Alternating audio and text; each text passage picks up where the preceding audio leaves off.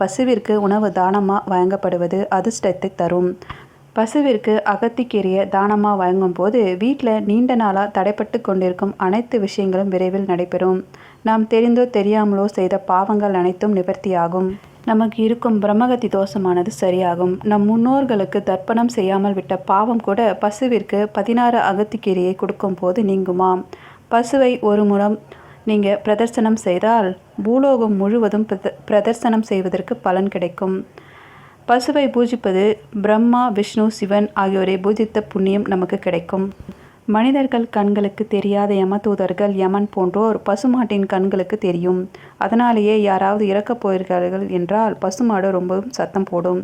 அகத்திக்கீரையை முனி விருஷம், வக்ரபுஷ்டம் என்று அழைப்பார்கள்.